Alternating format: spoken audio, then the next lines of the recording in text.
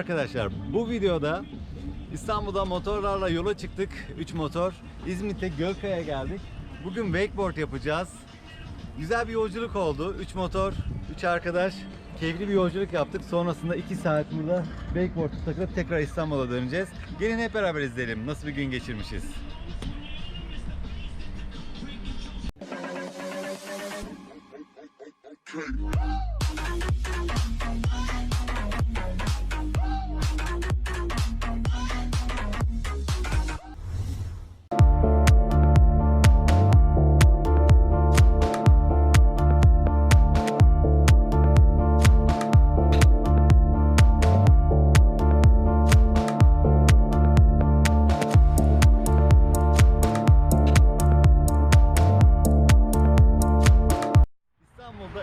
Motor sürme deneyimi yaşayacağım.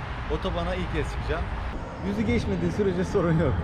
Yüzü birazcık geçtikten sonra tırları geçerken, viyadüklerden geçerken önce kendini doğru çekip sonra ileriye doğru itekliyor beni.